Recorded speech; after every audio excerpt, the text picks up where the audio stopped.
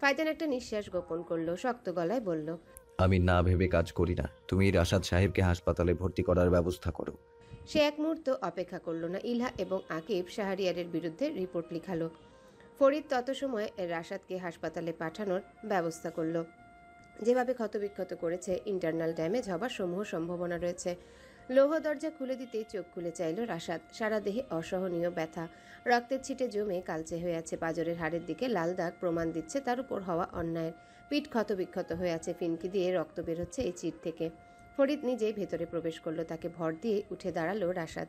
ক্লান্ত স্বরে শুধালো, বাড়ি যাচ্ছি। ফরিদের উত্তরে মৃদু হাসল সে। অবশেষে তবে মুক্তি পেল। কিন্তু ইলহার চিন্তা মস্তিষ্ক থেকে সরল না। মেয়েটা কি ভালো আছে? বাবা কি অত্যাচার করছে তার প্রতি? জানা হবে কি প্রশ্নের উত্তর? নাকি তাদের যাত্রা এখন ভিন্ন? আদৌ দেখা হবে কি? ফাইজান কাজ সেরে গাড়িতে বসলো। হঠাৎ মনে পড়ল তার বউকে সে গাড়িতে বসতে বলেছিল। পাশে তাকাতেই এই গ্লাসে মাথা টাকানো হুমায়রার ঘুমন্ত মুখশ্রী পরিলক্ষিত হলো। চোখের কাজটা এখনও সিক্ত। কাঁদতে কাঁদতে ক্লান্ত হয়ে পড়েছে হয়তো। ফাইজান এক মুহূর্ত সময় নিল নিজের বউকে দেখতে। মেয়েটার তৈল চিপচিপে মুখখানাও অপরূপ লাগছে। সে আজ যে কাজ করছে এতে তার পেশাগত জীবনে বিশাল ঝড় আসতে পারে। কেস কাচারি অন্তর্দ্বন্দ্বে তার নির্বাচনে খারাপ একটা প্রভাব পড়তে পারে। ফরিদ ভাইয়ের চিন্তা অহেতুক নয়, বরং চিন্তাটা যথার্থ। সে আজ অনেক পাগলামি করেছে, যা অন্য সময় হলে করতো না, কিন্তু আজ করেছে শুধুমাত্র এই পাশের ঘুমন্ত কিশোরীর জন্য। অহেতুক কারণে তার কান্নাসিক্ত মুখখানা ভালো লাগছিল না। তার থেকে অবাক করেছে যখন মেয়েটি তার সকল সম্মান আত্মহুতি দিয়ে তার কাছে সাহায্য চেয়েছে। সে তাকে ফিরিয়ে দিতেই পারত, কিন্তু অসার হৃদয়টা চাইল না। নিজের এমন কাজ যে নিজেই অবাক হয়েছে। মেয়েটার হাত খুবই অযত্নে রাখা। তার বেখেয়ালিপনায় কপাল কুচকালো ফাইজান। মাথাটা সোজা করতেই হুমায়রা চমকে উঠল। ফেলফেলিয়ে তাকিয়ে রইল। ফাইজানের পানে প্রথম বাক্য যা বের হলো। ভাইজান কোথায়? ফাইজান তার থেকে সরল না। একটা মোটা শাল তার গায়ে জড়িয়ে বলল, ফরিদ ভাই তাকে হাসপাতালে নিয়ে গিয়েছে। হুমায়রা ব্যতিব্যস্ত কণ্ঠে শুধালো। কেন? বিকারহীন স্বরে ফাইজান উত্তর দিল, এত ব্যস্ত আবার কিছু হয়নি। তাকে যেভাবে মেরেছে সেটার ট্রিটমেন্ট দরকার, তাই। আমি যাব। আপনি এখন বাসায় যাবেন। সকাল গড়িয়ে এখন দুপুর। ওষুধ আছে আপনার। কিন্তু আমি কথা দিচ্ছি আপনার ভাইজান সুস্থ হওয়া অবধি আপনার চোখের সামনেই থাকবে। ওরা আর ওকে ধরবে না তো? মেয়েটার কাতস্বরে কিছু একটা ছিল। ফাইজান মৃদু হেসে উত্তর দিল, না। আচ্ছা, একটা প্রশ্ন করি। কি? যদি আমার কখনো কিছু হয়, আপনি আমার জন্য এইভাবে চিন্তিত হবে? হুমায়রা ফাইজানের মুখ পানে চেয়ে রইল।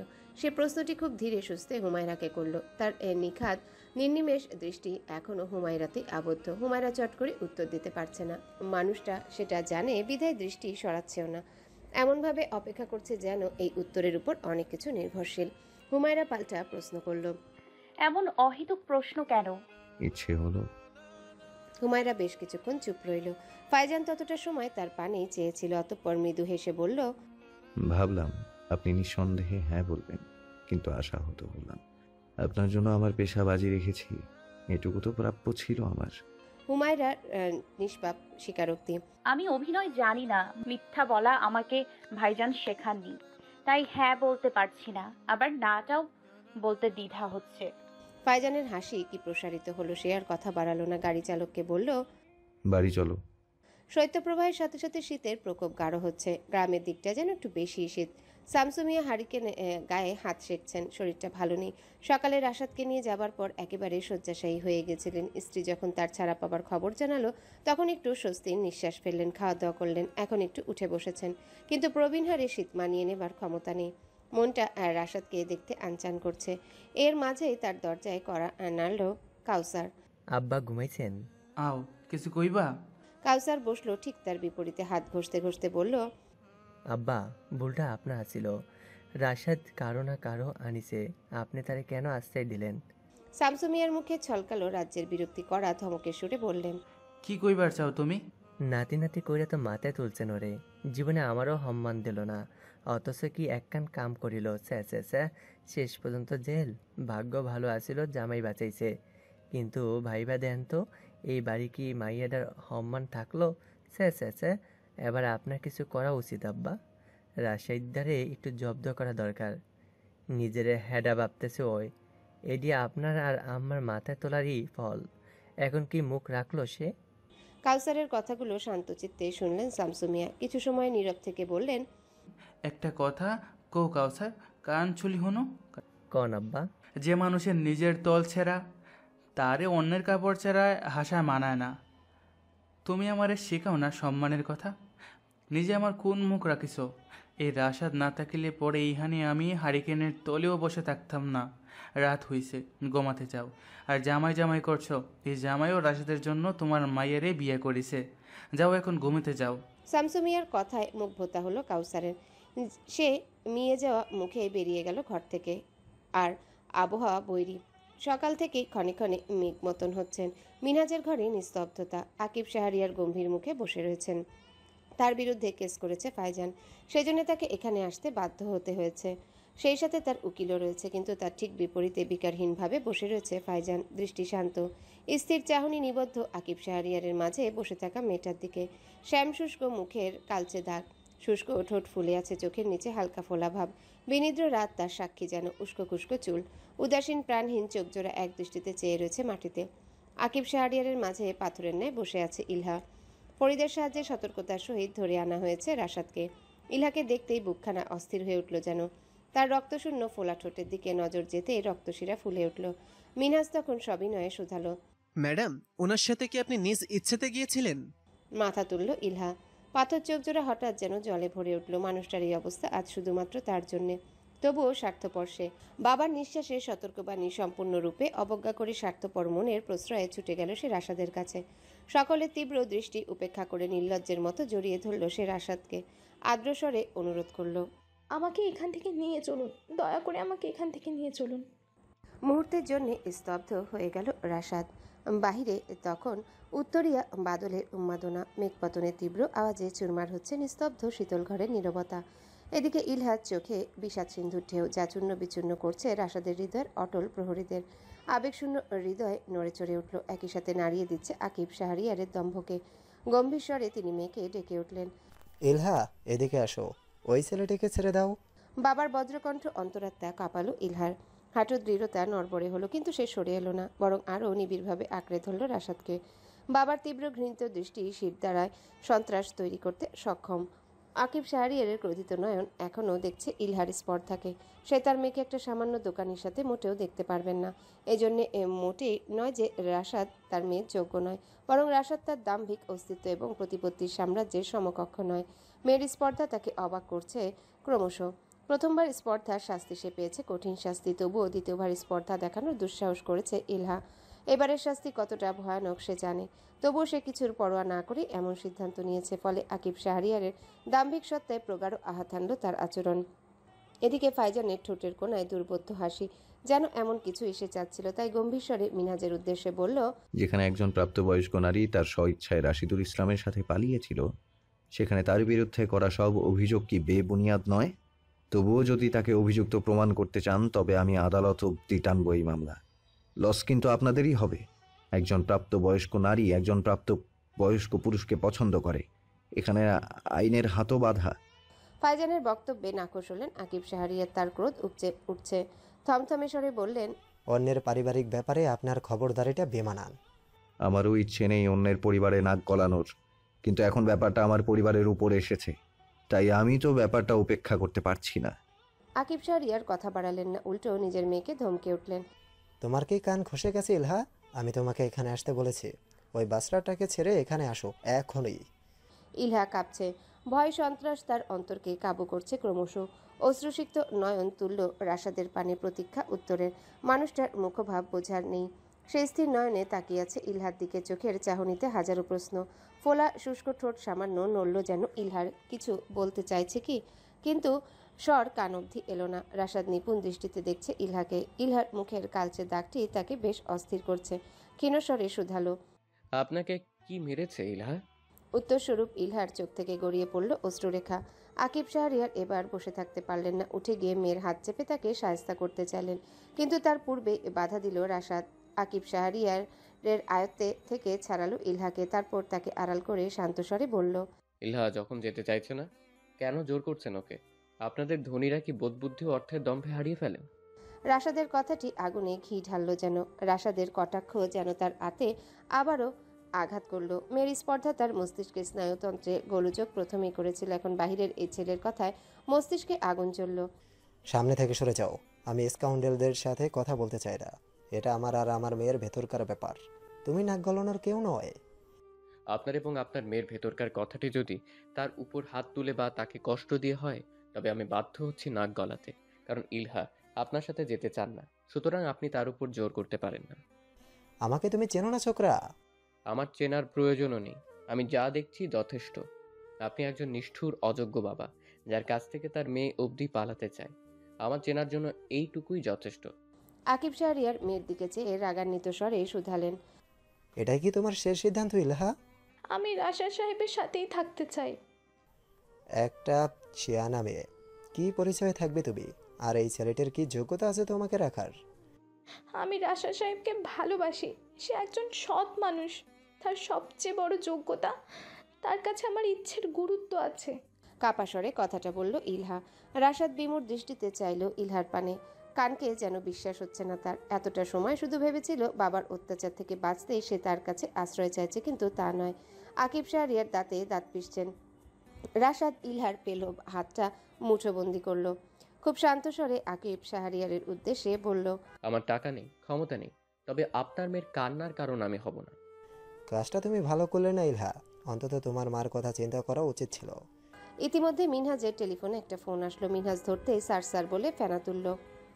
একটা সময় ফোনটা এগিয়ে দিল ফাইজানের দিকে, মিনমিনিয়ে বলল, তৌফিক স্যার ফোন দিয়েছেন। ফাইজান বিকারহীন চিত্তে ফোনটা ধরল, সালাম দিল। আসসালামু আলাইকুম স্যার, কি উপকার করতে পারি? ক্ষমতার খুব ভালো ব্যবহার শিখে গেছো, দেখে ভালো লাগলো। আমার গুরু তো আপনারা স্যার, যা শিখেছি আপনাদের থেকে। তবে এখানে আমি ক্ষমতার প্রয়োগ করিনি, কিন্তু আমি শুধু সত্যের পক্ষ নিয়েছি। মেয়েটি আমার ছেলের হবু বউ। ছিল, সে একজন প্রাপ্তবয়স্ক নারী। নিজ ইচ্ছেতে সে আমার স্ত্রীর বড় ভাইকে বেঁধেছে। কথা ভালোই যুক্তি দিয়ে বলতে শিখেছো দেখছি। ভালো ভালো। এমপি না হলে ভালো বক্তৃতা দিতে পারতে। অবশ্য বক্তৃতা রেডি করেছে তো। শুনেছি মানুষ তোমার উপর ততটা খুশি নয়। দেখো, এত কষ্টের পদমর্যাদা সামান্য ভুলের জন্য হারাতে না হয়। তৌফিক সাহেবের কথার মর্মার্থ বুঝতে বাকি রইল না ফাইজানের। মৃদু হাসল সে, অনুগত স্বরে বলল, আপনার উপদেশ ভুলব না আমি। ফাইজানের মুখভাব বদলে গেল। এদিকে আকিব শাহরিয়ার পরাজিত হয়ে ফিরে গেলেন। ইলহা এখনো রাশাদের শার্টের কোনা ধরে রেখেছে। তার শরীর কাঁপছে। রাশাদের চোখে এখনো প্রশ্নের ঝুড়ি। তার উত্তর না পাওয়া অবধি মনটা শান্ত হচ্ছে না। কাঠের বেঞ্চিতে পাশাপাশি বসে রয়েছে রাশাদ এবং ইলহা। রাশাদের শূন্য দৃষ্টি, নীলাম্বরে স্থির গুমোট আবহাওয়া। উত্তরীয় ও মেঘেরা তাণ্ডবে ব্যস্ত। হিনহিনে শীতে কাঁপছে ইলহার পেলব শরীর। রক্তশূন্য ফ্যাকাশে মুখে রা নেই। নিস্তব্ধতা ভাঙল রাশাদ।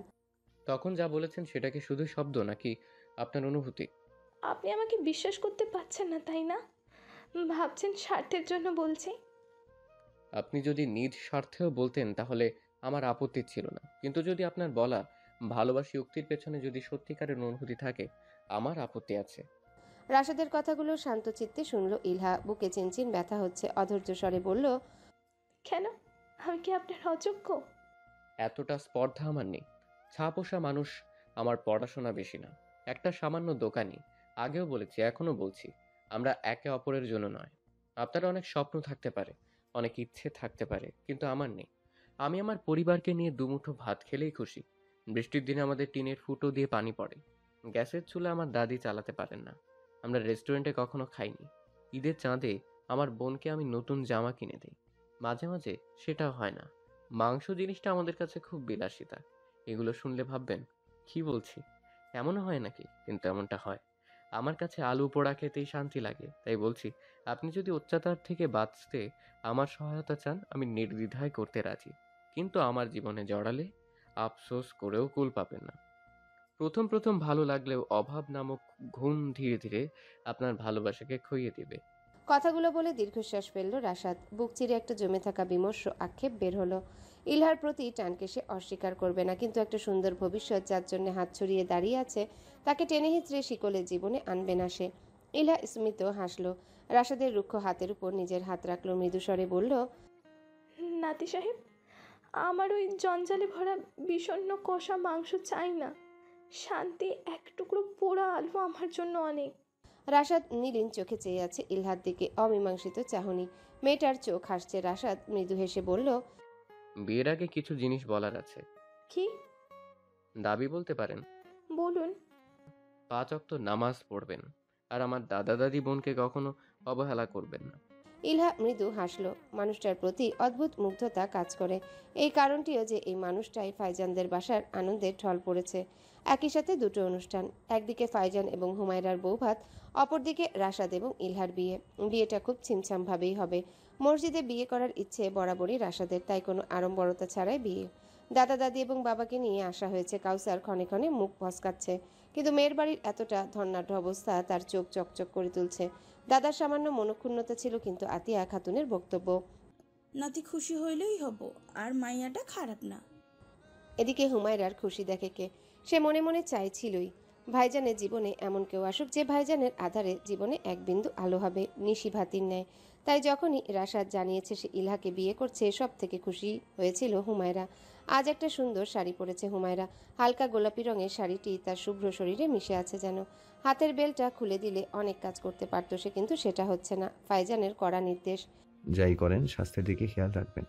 মানুষটা কয়েকদিন যাবৎ আবারও ব্যস্ত হয়ে গিয়েছে, বিশেষ করে রাশাদ জেল থেকে বের হবার পর থেকেই। প্রতি রাতেই সে আসে দেরিতে, এমনকি বিয়েতে। আজ বিয়ের দিনও সে বলেছে থাকতে পারবে না।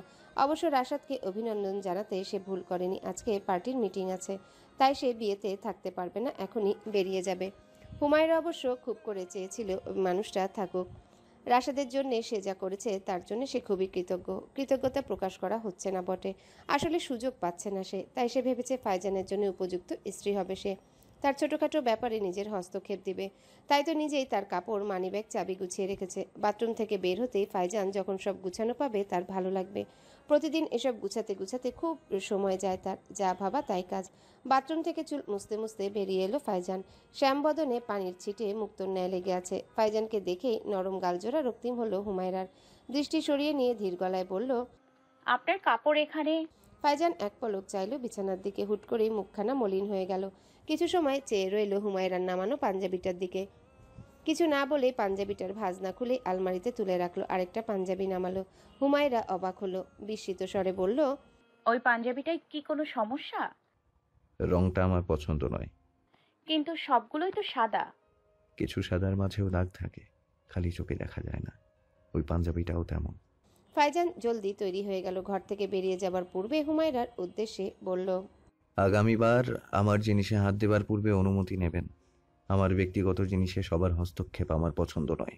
আগামীবার আমার জিনিসে হাত দেওয়ার পূর্বে অনুমতি নেবেন। আমার ব্যক্তিগত জিনিসে সবার হস্তক্ষেপ আমার পছন্দ নয়। ফাইজানের দিকে শান্ত দৃষ্টিতে তাকিয়ে আছে হুমায়রা। খুব একটা অবাক হয়নি সে। এই কয়দিনে কেমন যেন অভ্যস্ত হয়ে গিয়েছে। মানুষটা তার বিচিত্র। হুমায়রা যখনই তার দিকে দু কদম বাড়াবে, লোকটি নিজ উদ্যোগে তার প্রতি প্রাচীর টানবে। যখন আবার হুমায়রা নিজেকে গুটিয়ে নিবে, তখন এই মানুষটি তাকে কাছে টেনে নিবে। তার মন বোঝাটা অষ্টাদশীকে হাঁপিয়ে তুলছে। ঘরময় নীরবতার আচ্ছাদন। নীরবতা ভাঙল হুমায়রা। একটু কাছে এগিয়ে গেল ফাইজানের। তার চোখে চোখ রেখে মৃদুস্বরে বলল, আপনি আমার স্বামী। আমাদের মাঝে কোনো লুকোচুরি কিন্তু নেই। আইন বা শরীয়ত মোতাবেক আমি এবং আপনি সবটুকুই আমাদের অধিকারস্থ। ফাইজান চুপ করে রইল। হয়তো কিশোরীর আকস্মিক প্রশ্নের উত্তর তার কাছে নেই। সে নিজেই তার সম্পর্কে দেয়াল ভাঙছে, আবার নিজেই 3 ফুট প্রাচীর তৈরি করছে। হুট করে শান্ত মুখ বিহবরে অস্থিরতা দেখল হুমায়রা। দীর্ঘশ্বাস ফেলল সে। খানিকটা এগিয়ে এলো, ধীর স্বরে বলল, এই কথাটা আপনি আমাকে বলেছিলেন, তাহলে আজ লুকোচুরি কেন?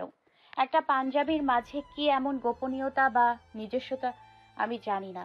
তবে যেহেতু আপনার ভালো লাগেনি, আমি আর আপনার ব্যক্তিগত জিনিসে হাত দিব না।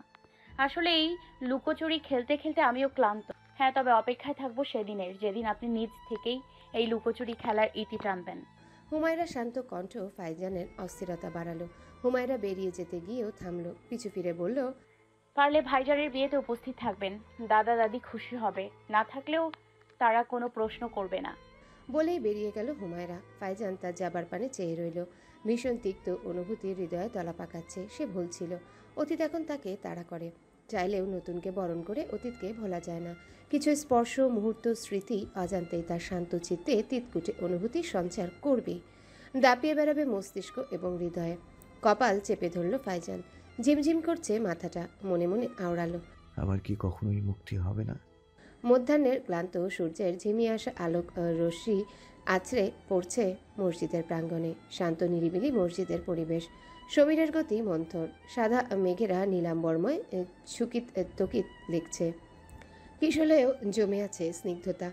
যেমনটি ইলহার মুখশ্রীময় লেপ্টে আছে। লাল শাড়িতে নববধূকে অপরূপা লাগছে।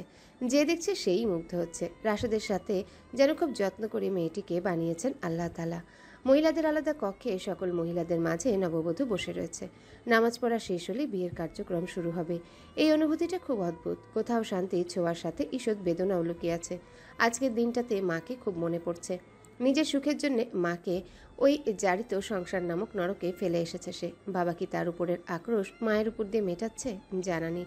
অবশ্য সে তো এমন কিছুই বলেছিল, ভালো করে বুঝিয়ে দিয়েছিল তার অবাধ্য হলে কি কি হতে পারে। তবুও অবাধ্য হলো ইলহা। আর পারছিল না। ওই শেকল বাঁধের স্থানে দম বন্ধ হয়ে যাচ্ছিল। পরিবার মানুষের আশ্রয়স্থল হয়, কিন্তু ইলহার জন্য তা কেবল একটি খোলস।